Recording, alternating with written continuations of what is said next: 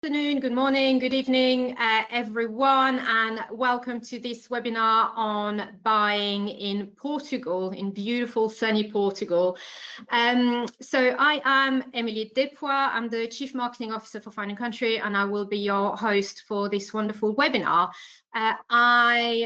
Just a few things to remind you of on those webinars. There is a chat, so if you have some questions that come up during the session and you would like to ask those questions, you have a chat in a box on your screen where you can drop in your question. We have received quite a lot of questions already, which we will try to go through as much as possible. However, I know now that we will not be able to cover all the questions, but we will pass on these questions to the specialists that you see on the screen, and they will be able to come back to you separately after the webinar if we haven't been able to cover the questions that you asked. So without further ado, let's go first through the panelists and let them introduce themselves and start the webinar. So maybe I'll start with you, Jonathan, if that's okay. Good afternoon, Emily. Good afternoon, everyone. My name's Jonathan. I'm a currency specialist at Lumon. Lumon is an international payment provider, currency specialist with real expertise in the foreign property market. We've been trading for 25 years. I've been here for 15 of those years, and last year we handled around £7 billion worth of currency exchanges for our clients in and out of Portugal and all over the world. So in my time, there's not many situations that I haven't covered, as well as a thorough understanding of the Portuguese buying and selling process. I've got a lot of experience with banks internationally and how you can move your money in an efficient way. And I'm also extremely interested in the FX markets and what drives the currency markets. I've actually been featured in the press a few times. I've been quoted in the Financial Times, the Telegraph, the Times, and I also once appeared on BBC News discussing the pound.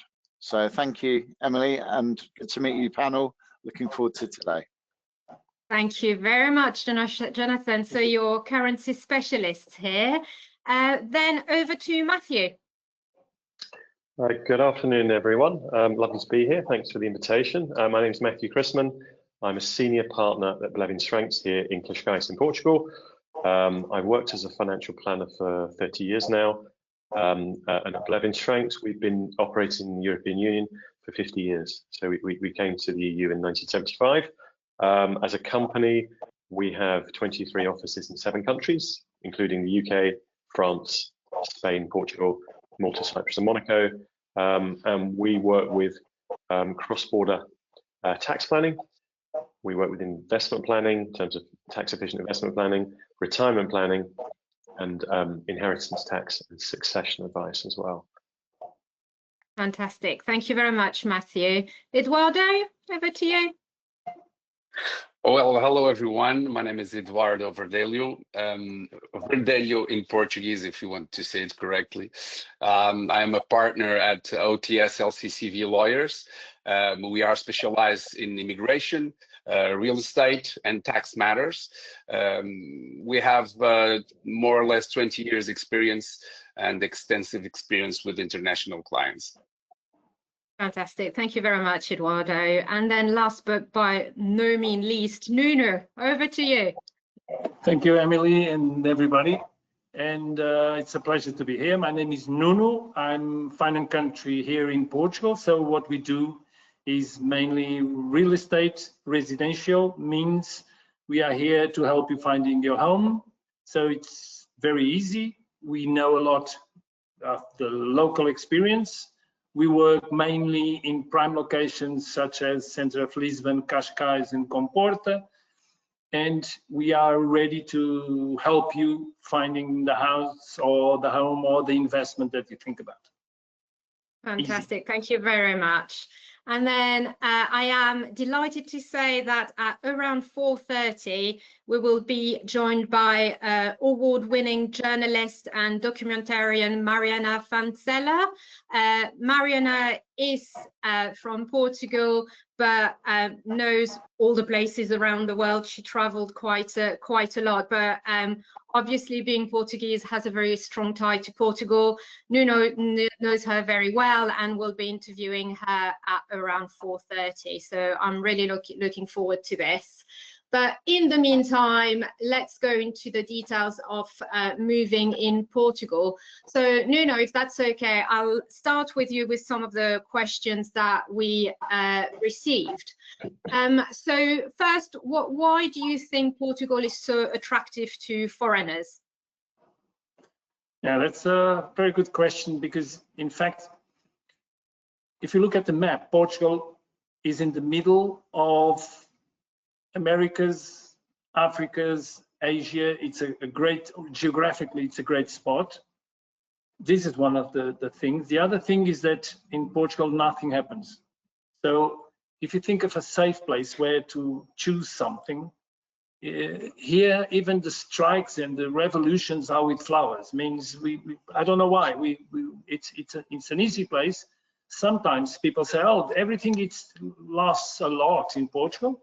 That's exactly that. It's slow, and I think that's what the people like. And they know here we have two things that are very important for a lot of people, which is education. So the international schools are great, and the health system, which is amazing here. So these 3 points together, I think it's what people like.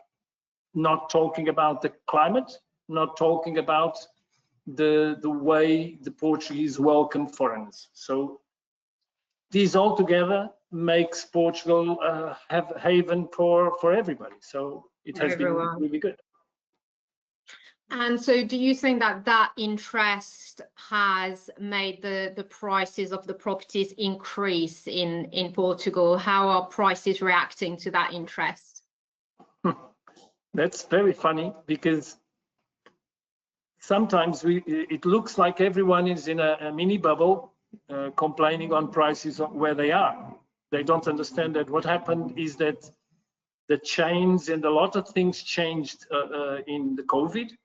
So a lot of things such as construction materials, delivery times changed a lot. Just to have an idea, prices in construction raised, I would say in building construction went up like 3 or 4 times. So if you just look at everywhere, they have the same problem. Prices went up on new properties, and that brings the other prices also up. Foreigners in Portugal are mainly buying on prime locations. So I would say it's 1.7% of the market. Could not be the reason why prices are raising. Prices are raising because in prime locations, there are not a lot of availability for the big demand that we are receiving. That's one reason. But the reality is that if I compare a prime location in Portugal compared with London, Paris, or Manhattan, we are still cheap. So as much as the price go up, I look at other countries and prices are always also going up. So we cannot do miracles. Builders cannot build cheaper, and that will never happen. And we all have been in this life and seeing that the prices of 10 years ago are now 2, 3, 4 times, and within 10 years will be again higher. So it's a normal, but it's not the foreigners that are influencing the market. And could you briefly, we had a few questions around expats buying in Portugal, the process, how long it takes. Could you briefly tell us like how long it would take for a foreigner to buy in Portugal, and how what would be the process? Okay, that's a good way for me to promote myself, which is, if you ask me the time they spend in portals trying to figure out what's the best property, and then visiting 43 properties and they don't like any property, then it's a long time and it's a nightmare.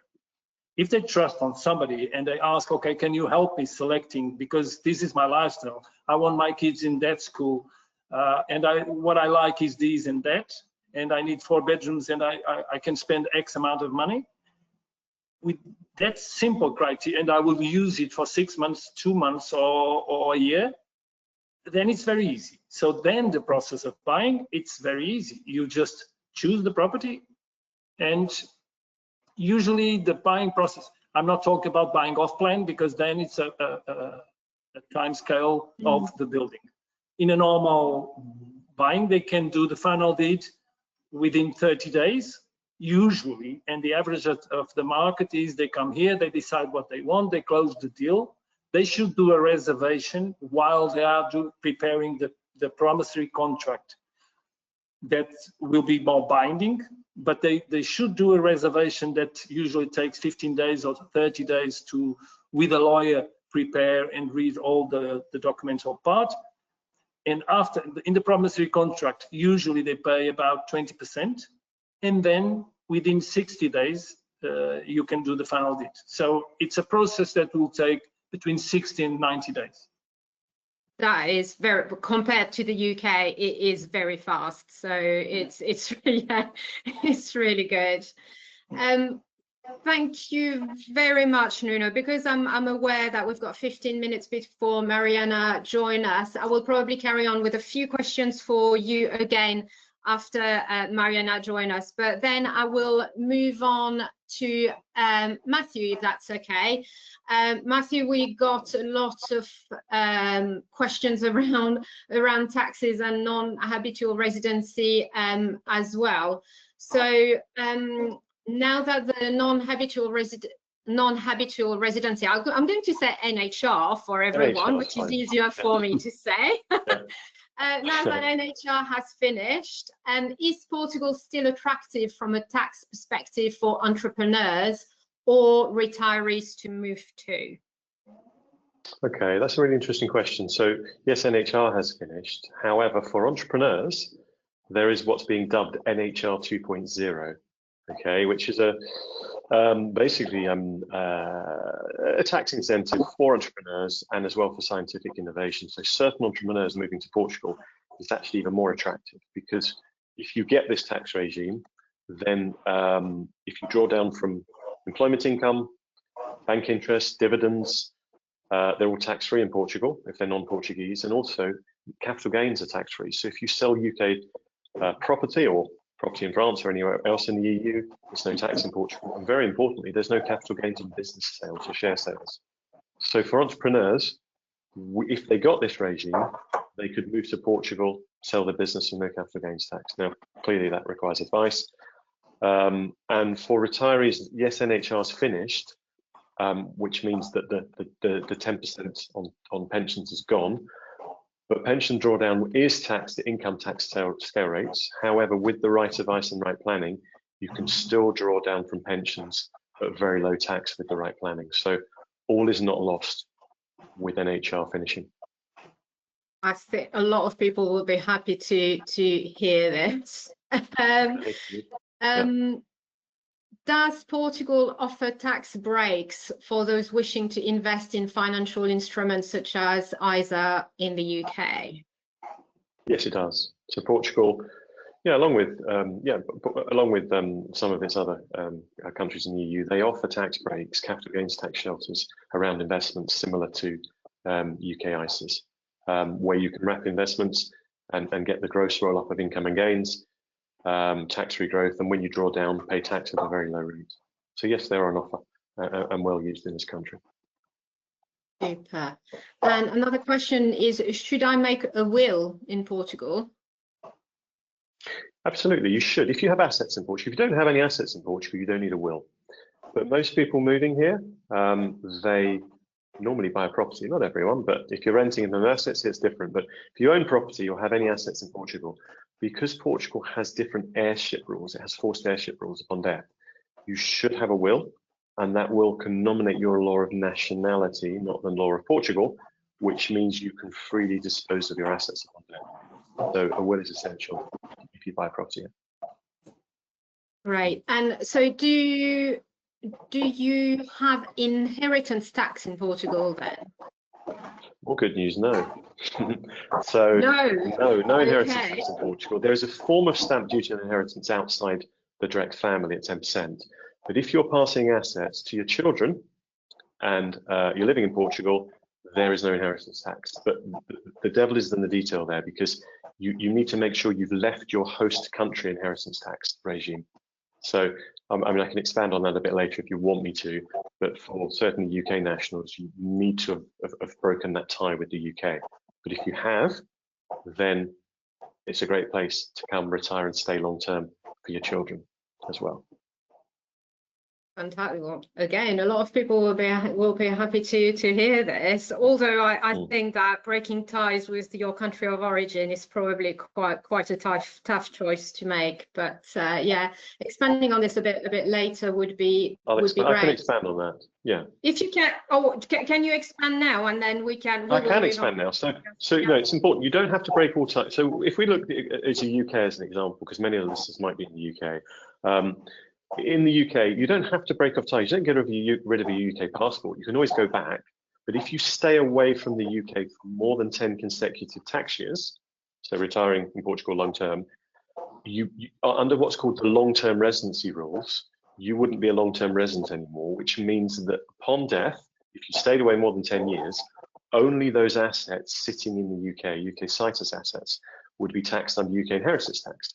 So if you then got your assets outside the UK, for example, you know, sold your properties, got a property in Portugal, got your investments and pensions into the EU, stayed away 10 years, there would be no inheritance tax upon death. Okay. So with the right planning, can be done. With the right planning, because it's a whole 10 years. Am I right as well in saying that you can then go back to the UK for four years and you will still not be considered, you will still be considered a Portuguese resident? Is that right? It's actually 10, Emily, it's actually 10. So you can go back for example, 9 years, 11 months and 30 days. So as long as you don't go back for exactly 10 years, if you went back when you're say in your 80s and survived another 8 years, then only your UK citus assets, not your worldwide assets, would be taxed. So it's a really interesting rule for those people looking to plan to go away and retire in Portugal, but actually it opens the window if in the last few years you want to come back and be with the grandchildren. Yeah, I mean, these conversations are weird. Like having to plan your death is very weird, I must admit. But But we should do it. Conversations I have to. You should do it. Thank you very much, Matthew. I'll move on to Eduardo, if I may. So your first question for you is, do I need to become a resident in Portugal to own a property? Well, no, not at all. The answer is no. So you don't need to become a resident in Portugal to own a property. However, if you intend to buy for permanent residency and stay in Portugal more than 183 days, tax-wise speaking, yes, you should become a tax resident in Portugal. But again, no, you can buy freely as a secondary residency, and you don't need to be a Portuguese resident. But do you still need a visa, some form of visa, to buy your property? Well, no, you don't need the visa. Any citizen from the world, almost any country in the world, can come to Portugal and buy a property without having a visa. The visa is an instrument that allows you to travel to Portugal, that after is transformed into a residency authorization, but it has nothing to do with owning a property. So you can freely own a property without without having a visa or without being a permanent resident. Okay, and we actually had a question from someone who already owns a property in Portugal and is asking how they can become a resident. Well, if they are citizens from out of the European Union, they must ask for a residency authorization.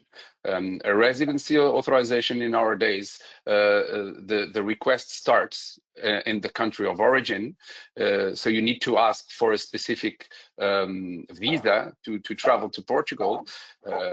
If you are a retiree, you ask, for example, for the visa D7, which gives you free movement within the Schengen area. And asking for that visa, you ask for the visa. The visa is given to you within normally a period of 60 days. Then you travel to Portugal. Once in Portugal, you come to the border authority in Portugal, and they give you the residency card. So if you have already a house in Portugal, it's perfect, because it's one of the conditions that need to be fulfilled. And obtaining the residency authorization, you can be in our country for as many times as you want. Normally it's 2 years, then it's renewed. After 5 years, you can apply for the citizenship. After 5 years, you can apply. Okay.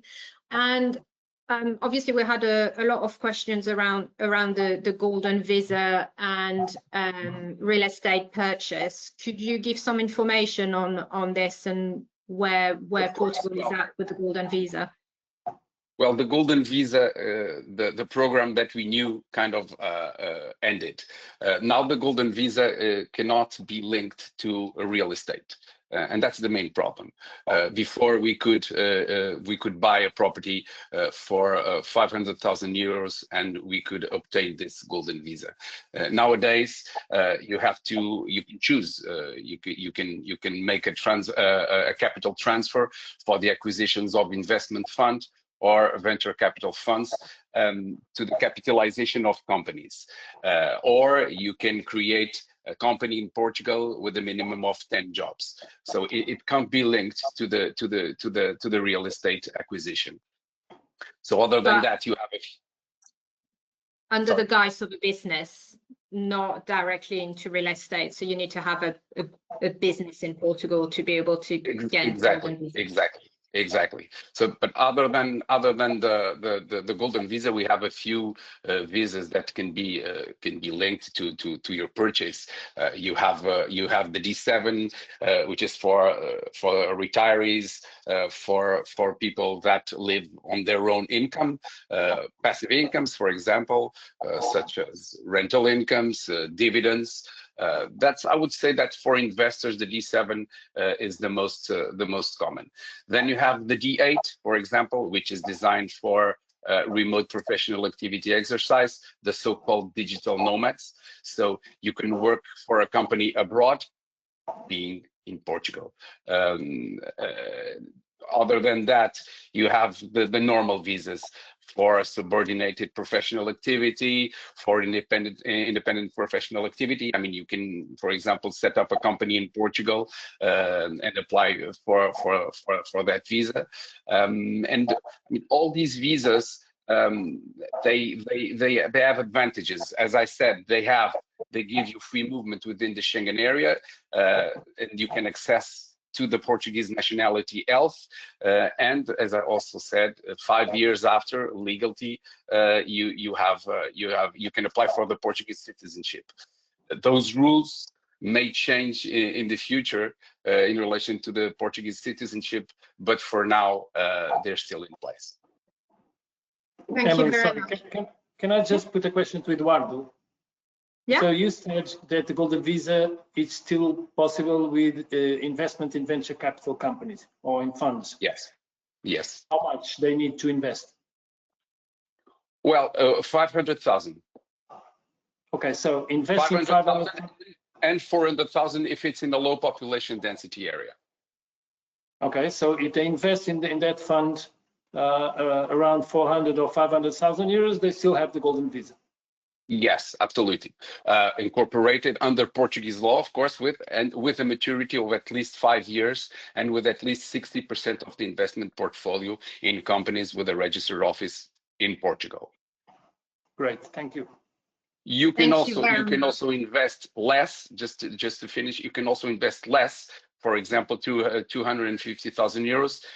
For example, in supporting an artistic production or in the recovery of maintenance of national culture heritage. It's the most tricky one, but you still can obtain it. Still possible. Very interesting. Thank you very much. So the golden visa is not over. It's just in a different guise. Absolutely not. It's there. It's there. Great. Thank you very much. I will move on to Jonathan, if that's okay with everyone, and talk finance and money a little bit. So what's the difference between using a bank and using your services? Thank you, Emily. So the major difference between the banks and Lumon is exchange rates. We do regular comparisons between what the banks can be offering. Bear in mind, there's lots of different bank accounts out there, so it's not like all the banks are offering exactly the same rate, but banks will often have set sort of pricing structures. So with Lumon as a broker, we have a bit more control over the kinds of rates we can offer the client. We also have a range of different contract types, which I'll certainly mention more about. But the fundamental thing for anyone new to moving money internationally is just to understand that the bank, whilst it's a safe place to sort of visit because you're perhaps familiar with it, it could end up costing you. So number one, it's exchange rates, but that's really just scratching the surface, because the big benefits of us are the service. Now, what I mean by that is certainly dealing with someone who's experienced. Some of our traders have done this for over 20 years. We've got an office in Portugal, in Vila Moura, by the marina. Very welcome to come and meet us. Lewis and the team over there will be delighted to have you come and say hello. We've also got coverage throughout Portugal, people on the ground. We've got local Portuguese bank accounts. And what this all helps is any payments in and out of Portugal for a property transaction, we can guarantee no banking fees, costs or charges.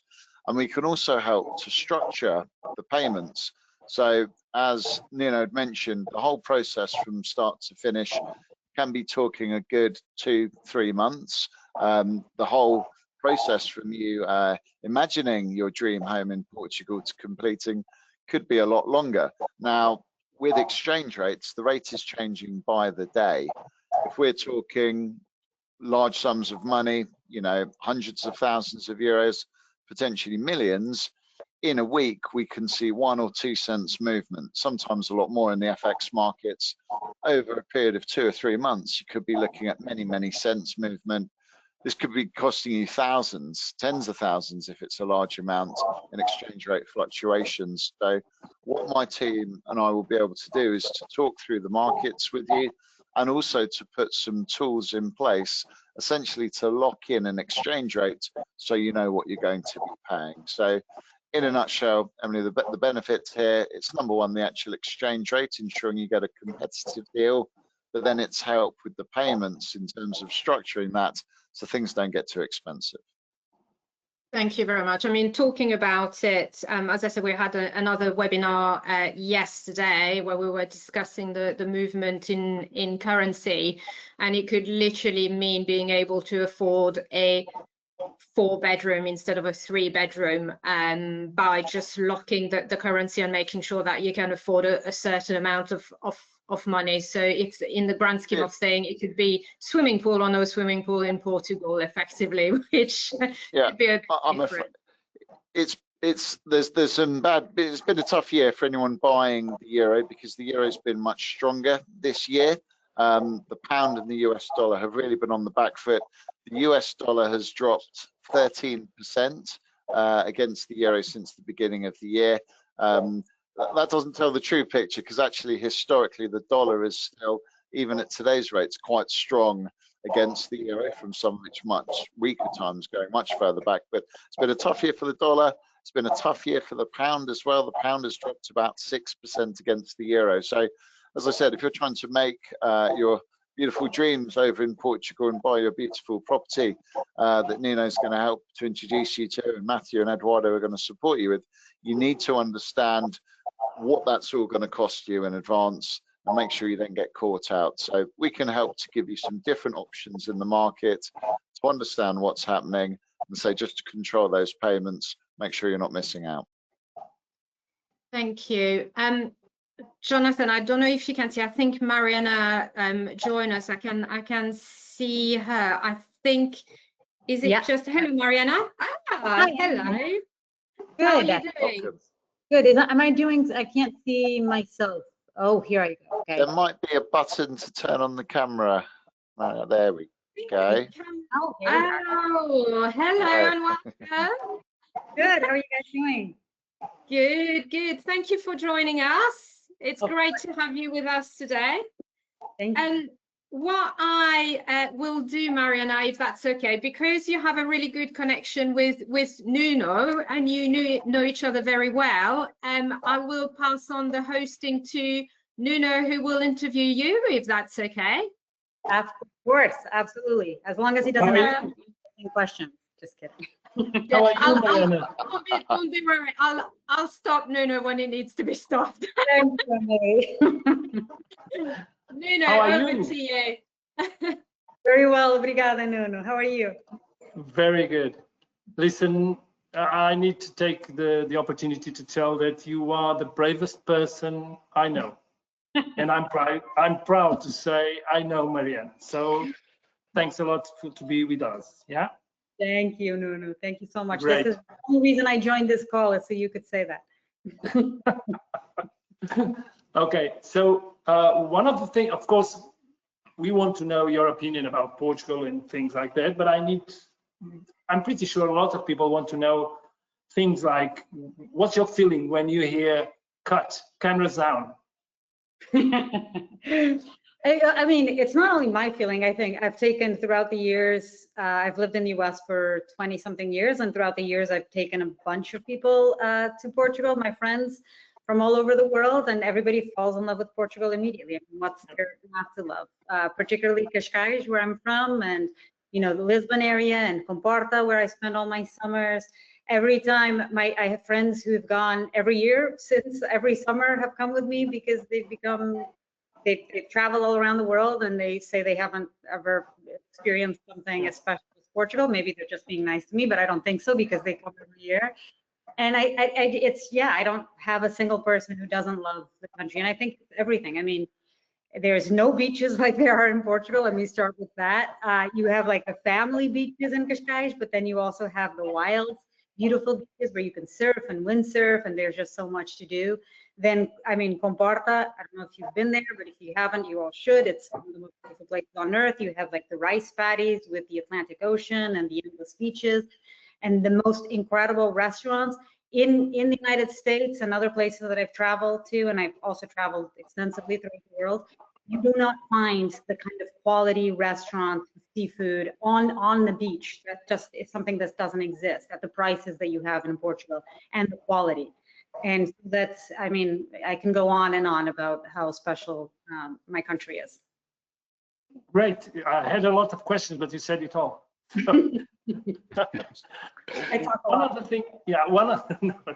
One of the things I want to know, because one thing is my opinion on the bubble in Portugal and what the foreigners think, but I'm sure you love to live in the United States, but the opinion from you, from outside seeing Portugal, it changed a lot the last 10 years?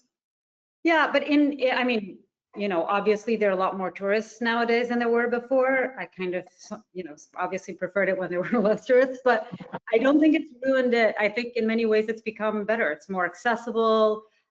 People in Portugal have always been incredibly welcoming. I mean, particularly if you compare it to other countries in Europe, we want tourists, we like tourists, we welcome them. Everybody speaks English, which is also an anomaly for the majority of European countries. And I think just, it's become more accessible. There are more restaurants catering to different kind of people. I think before, a little bit like in Italy, where you can only find Italian food. In Portugal, I think a few years ago or many years ago, it was only Portuguese food. Now you can go and you can have great Japanese restaurants, great Thai food. It's sort of more accessible in many ways, I think. If I need to ask you, like, the best spots in Cascais that you really like to go? Well, I love biking, and I love doing the bike route from the city center all the way to the beach. I mean, it's the most, I think one of the most beautiful. To Guincho Beach. To the Guincho Beach, yes. It's just stunningly beautiful. I love, obviously, the Santini. It's the best ice cream in the world. My son agrees. He's never lived in Portugal, but it's the first place he asks to go to when we go to Portugal. It's Cascais de Santini. And I love the hot dogs. The hot dogs of Cascais is another first the stop. ones yeah, I love it too. I was there just this weekend with the grandchildren. Yeah, it's the best. And then Great place. Sintra being right there also. It's a magical place, UNESCO World Heritage Site, and it's 10 minutes from Cascais, and it's and last thing, because you know it. What's the secret with Comporta? Everybody talks about it, but I don't know what's the opinion from outside. Oh, I mean, it's love at first sight for the majority of people, for everyone I've ever taken to Comporta. It's miles and miles of deserted beaches. You can rent a Jeep or go on a bike or go on a hike or a horseback ride over the dunes, and you're on a beach all by yourself. I mean, you don't have this practically anywhere in the world. You have, the water is a little warmer than it is in Lisbon. The restaurants are just incredible. And then the rice paddies, it almost feels like it's a little bit of Indonesia it's special. It really is special. And I think people realize that it's special. It's not full of tourists like many other spots in Portugal. So it just, it feels special. It feels like you're privileged to be there. Great. Well, can I have one question, Nuno? Sorry. Do it. As myself being a French person, I've been in London for 20 years, and what I find is the preconceived ideas on the place that you come from. What is the one preconceived idea that people have on Portugal or the Portuguese people? That women have mustaches. I mean, clearly not. You have no idea how happy my mother-in-law was when I started dating my now husband. When she first met me, she was like, "Oh my God, you're blonde!" She was so excited. I mean, yeah. To be fair, I should be walking with a beret and some garlic around my neck, so I get where you're coming from. But wait, I'll answer your question. I think that people think that maybe it's not as advanced or progressive or open as some other European countries, and I think you're wrong. Just the fact that everybody there speaks English, no matter where you travel in the country, is just makes traveling there much easier and living there very easy. Yeah, I think that what's quite interesting is what Nuno said at the start, which is Portugal is extremely quiet, and it is true that it's a country that you don't hear of very often. Because it's so quiet, so it's not really in the news. It's not really. It's such a beautiful. And what you said, which is absolutely right, is I've been to Portugal quite a few times now, and I absolutely fell in love with the country. And anyone going there just absolutely fall in love. And what I would say to anyone listening to this webinar is, if you're obviously thinking about moving there, you've probably traveled there and you love Portugal, but if you're considering it and you've never been there, absolutely travel there, because it's just worth a visit. So yeah. Agreed, 100%. Nuno, any more from you? No, I'm okay. I need to thank you, Mariana, to be here with us, and and just thank you very much, and hope to see you soon. Yes, over cachorros, over hot dogs in Cascais. Yeah. Please tell me when you are here. Thank you so much, guys. Have a great one. Thank you very much. Thank you. Bye. Thank you. Nice to meet you. Thank you. Thank you very much, Nuno, for organizing this. It was really lovely to have this aspect, like the lifestyle aspect of the country, because I think as great as it is to have a great investment property, or in the end you choose a country because you fall in love with the people and with the food and with drinks and with the weather, and I think Portugal has all this. So thank you. But we'll have to go back into the nitty-gritty of things. And I'll go back with you, Jonathan, if I may, because apologies, we had to stop your interview halfway through. No, I loved it. I'm getting hungry. I think I need some hot dogs. I need to come over to Portugal and try the food. I need the beach and hot dogs, and I'll be super happy. So if I'm thinking about buying in Portugal, I actually found the property, but I haven't had the time to organize a bank account there, and I do not have a bank account. Can I still talk to you, and can you still help? 100%. I think as soon as you're starting to put offers in and really strongly consider the purchase, that is the right time to be thinking about the currency aspect. As I say, the rates are changing all the time. Now, the first step in dealing with Lumon, it is a registration. It's totally free of charge. And within minutes, you then have access to an account manager. So I mentioned earlier, I've been here 15 years. Some of my colleagues have done this for 20 years. And we can then just be looking at the market for you, making sure you've got some different options in terms of when you might look to purchase. So opening a bank account in Portugal, and my colleagues here can perhaps shed some more light, but it's not always instant. You're normally going to need to get the property purchase underway, I believe some sort of fiscal number. It's not instant. And in that space, Lumon can offer you a Euro wallet. It's a Euro client account that you can use for any payments into Portugal. As I say, we do have a local bank account in Portugal as well to structure any payments through to the solicitor. If you're paying any other fees, if you're going over there perhaps to rent initially, you're going to spend a few months maybe in an Airbnb or a short-term rental before you actually commit to a purchase, we can help with those rental payments.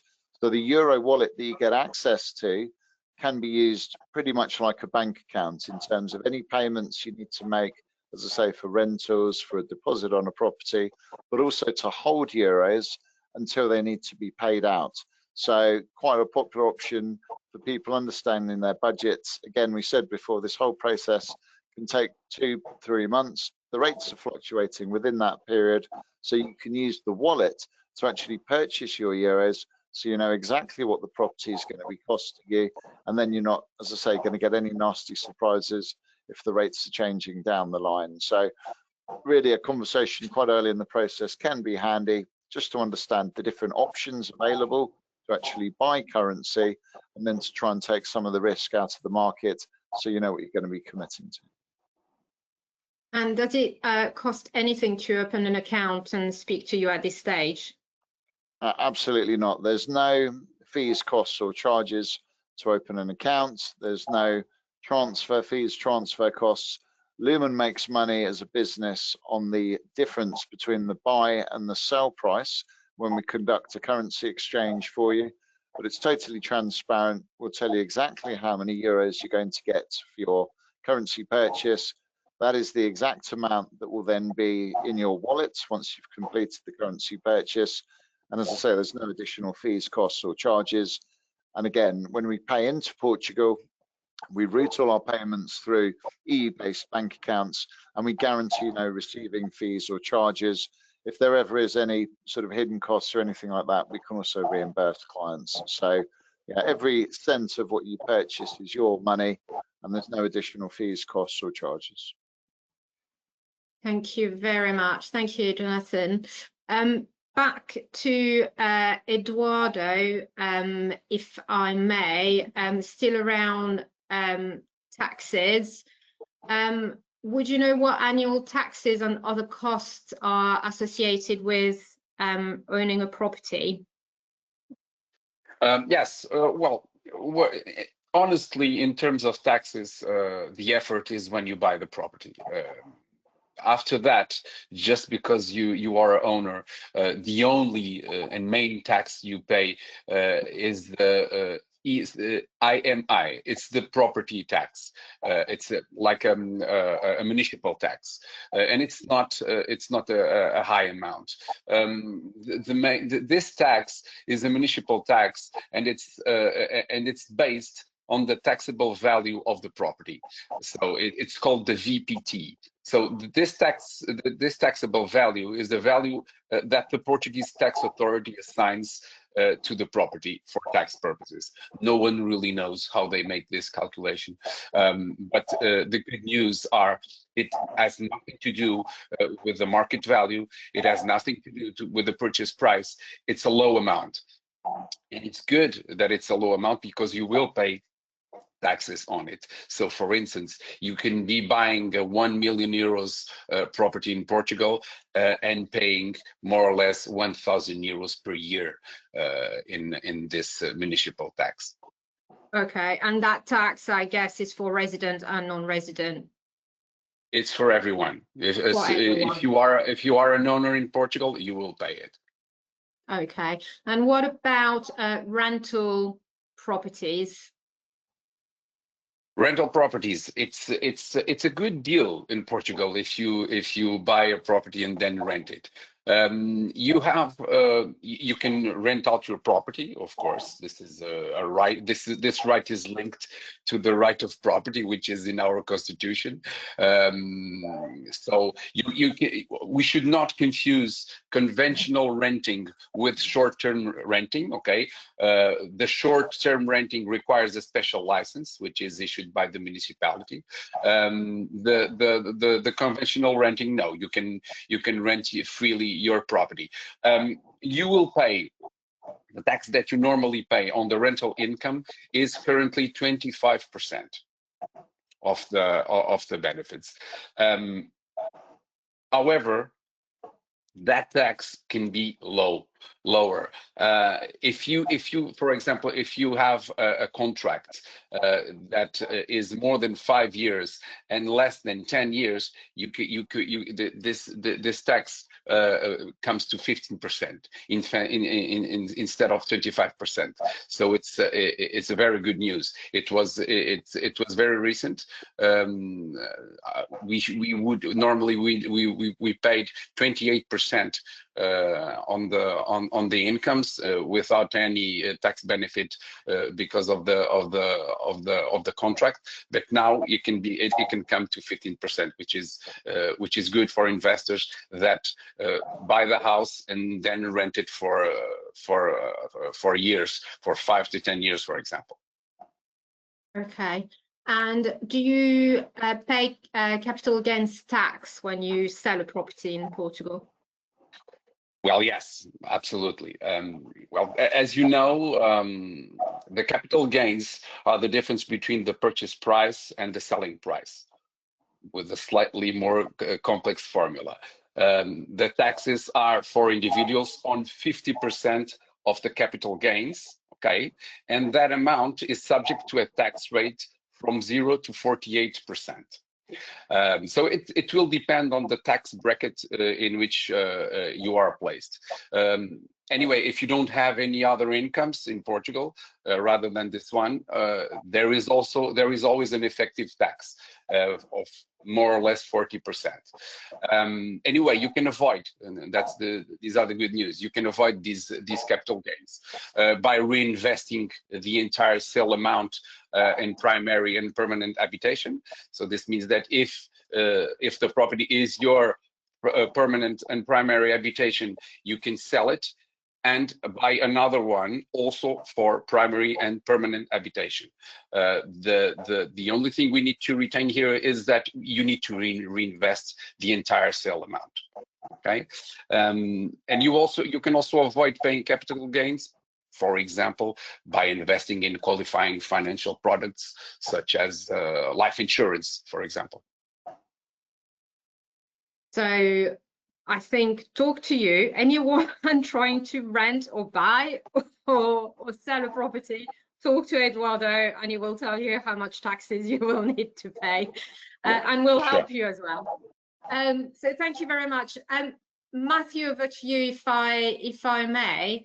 We had a question asking, should I start planning my finances before leaving my home country, or do I wait until I arrive in Portugal? Absolutely, you should start in your home country. I've seen many examples of people come to my office in Cascais and regret that they hadn't taken, for example, a pension commencement lump sum before leaving their tax net, take advantage of unused capital gains tax allowances, and also if they have investment portfolios and they need to restructure them to maybe later on put it into a Portuguese type ISA. Sometimes with the tax planning, it's better for them to start selling down assets in their home country. So part of the advice that we give at Blevins Franks is we provide this, what we call strategic financial planning, what I like to call it as a moving to Portugal roadmap, where we look at the situation in their home country and we give them the steps they need to take before leaving their home country in the areas, of course, of pensions, investment, property, and everything else. But it pays dividends to start to plan early. And I'd say probably a year before leaving. Anything beyond a year, the tax laws can change, really. Of course, tax laws can change at any time, but about a year before leaving is a good time to start planning, because it also gives you time to get the advice and enact on the advice. There's no point, 2 months before leaving to start the process, because you won't have time. Am I right in saying that the tax year in the UK and in Europe is different as well, and you need to be mindful of that?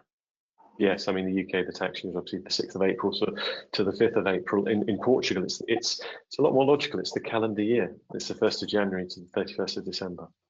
So, yeah. So, which is why it's so important to plan a year in advance when it comes to taxes and anything to do with money. Effectively. Absolutely. Nuno can help you and do everything in 3 months, but when it comes to money, prepare.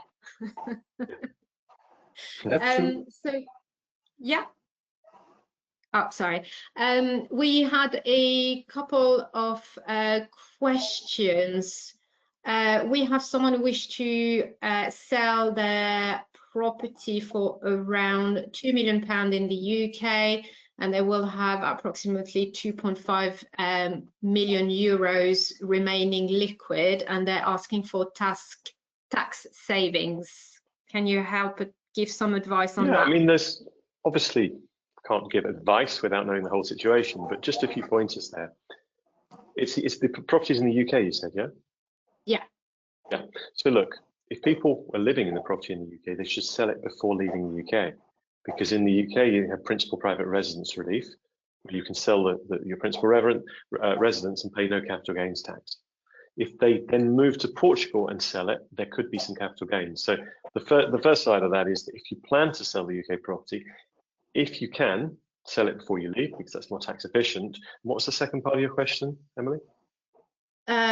Just tax savings for someone wishing to sell their £2 million UK property. So you probably answered that question. Then they need to sell. But there's a second part about euros, wasn't there? Some euro money or something. They will have which would equate to approximately 2.5 million euros. Ah, that's right. So look, I mean, if they move to Portugal and they have liquid investments, they can of course invest in a property in Portugal, but also they can invest in Portuguese type ISAs and draw down from that at a very, very tax efficient rate on investments if they decide to turn that money into investment. Yes. Yeah. Fantastic. And obviously talk to Jonathan to make sure that you get the best rate possible between your pounds and your euros. Of course. Here we go. And maybe one last for you before I move on to Nuno again. What are implications for moving to Portugal for high net worth individual and for inheritance tax? Sorry, any implications? Yeah, I touched on this earlier, but just to clarify something, when I said that you can't, you can go back. So, for example, if we look at the UK and Portugal, you stay away for 10 years and then you can go back. But during the 10 years you stay away from the UK, you can visit. You just can't become a UK tax resident. So I don't want people to think they have to stay away and never set foot in the country. But it's the long-term residency rules that if you stay a Portuguese tax resident for 10 years, you break the UK long-term residency rules, and your children will thank you one day, because UK inheritance tax at 40%, they'll be a lot better off if you do your planning right. And you'll be happy. You'll be living in Portugal. I mean, it's a win-win for everyone. Worst place. I've been here 22 years, and I wouldn't live anywhere else. So yes. Here we go. Thank you very much, Matthew. Nuno, back over to you. So I've spoken to you. You saved me for the portals, and you helped me find my beautiful property. Once I found the property of my dreams, what happens with negotiations in Portugal? Is there room for negotiation? of course, we are a Latin country, so we gotta, that's a negotiation always there, and everybody likes to do it. Now, first of all, the question of portals, I think it's very important for people to understand that a lot of people don't understand the life or what real estate companies do. Yeah, so, in fact, we have a portfolio to fish clients, to show to clients that we have properties, but that doesn't mean that's the properties that we have. So what we need to guarantee is that if a client contacts me, I need to understand and translate his criteria into local region of Portugal. Just an example, usually people that come, foreigners that come from big countries like United States or Brazil, and they ask me, Nuno, my house cannot be more than 1 hour distance from Lisbon. And I say, listen, you arrived in Portugal, so 1 hour is Spain. So change your motive. You need to look at Portugal in 5 minutes. So this is smaller. So all of these informations is what they cannot do on portals. They cannot choose through portfolios, because an experienced real estate have the entire portfolio. If the client wants a property that is in the hands of another agent, we have agreements that we can go there. So they must trust on the local person, the expertise of the local person, that will avoid a lot of nightmares of what everybody. Sometimes you see a property in Cascais that in fact was not in Cascais, a property that is on the beach that in fact there are no properties on the beach. So all of these things is they should trust a real estate or somebody with local experience. Referring negotiations, and this is very important. If you just go to Google and ask how much should I pay, should be my offer, the first offer, Google teachers tell 20%. This is international. See, these numbers. That's why sometimes we need to explain to clients the difference between buying a second house to refurbish, or an old house or an old apartment, or through a development of plan that is all planned. So the negotiation, it's way bigger when you buy an old house from a family, because they hold that property for a long time, than through an Excel spreadsheet that the developer cannot change. So those are the prices, and they need to sell at that price. Another thing is, nobody will like to know that I bought an apartment in the development and suddenly they are selling with a bigger discount to another person. So that will not happen in new buildings. So negotiation, the client should trust that the local person they decided or they choose to help them knows exactly how to do it, and have is used to the negotiation. What I need to know is if the client wants to buy that house. That's the most important thing. Yes, you want to buy, this is the price, and this is what you want. You want to buy this house. Trust me, I'll do my best to get a better price. And I think, and we have negotiation skills like no other. So I can't go, sometimes we can't go and offer 20% below, because we know that we are ruining the deal. So it's too much on that situation. So we know that, and it's much easier. There's another thing that sometimes clients tell us, and this is funny everywhere in the world, which is, oh God, we were here 2 years ago. We should have bought 2 years ago. And now I think it's too expensive. And within 2 years, that client will come back and say, oh, no, we regret so much. We should have bought the last time when we were talking, and now it's too expensive. This is one thing that we tell them, listen, you will always buy at the market price at that moment. And real estate doesn't go backwards. Real estate is always going forward. So as soon as they decide, better for them. And this is good for clients that come to Portugal and say, okay, I prefer to rent for a year and look around and buy, and buy within a year. Yes, you will buy within a year, way more expensive than you would buy now. So what you can do, just buy now, and within a year you want to move, sell it. you will earn money on that, and then you sell, and then you buy at market price at that time. So those are the things that I understand. Foreigners, they don't trust, or they don't believe, because the real estate salespeople are all the same. In fine and country, we are not. And that's why, by the way, I don't know if you were going to ask, we'll go to London next 16th of October in Park Lane in our offices for a big event about Portugal with pastéis de nata and all the Portuguese wines for a Portugal Day, which we invite you to go there, and then we can talk about all of these things. So trust and local expertise we do have. We are here for more than, I'm here for more than 63 years. And we know all about it, but on real estate, I've been here for the last 20 years, so we know a lot. And of course, not everything is in our portfolio. We can't have every property in our portfolio, but I can go to any property in the market, even those that are not in any portfolio. Exactly. I think that for a country like Portugal or France or Spain to a certain extent are the same.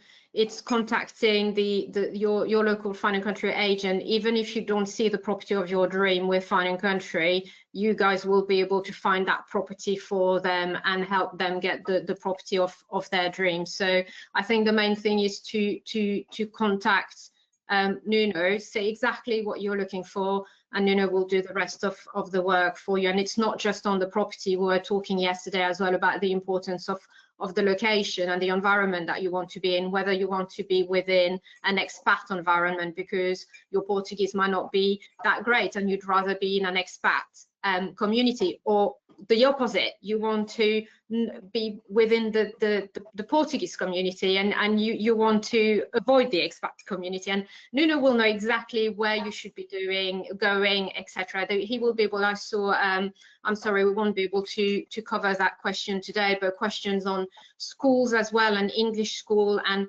contact Nuno and he will be able to tell you what are the best schools, how much they will cost, etc. Nuno is your specialist when it comes to lifestyle in the area.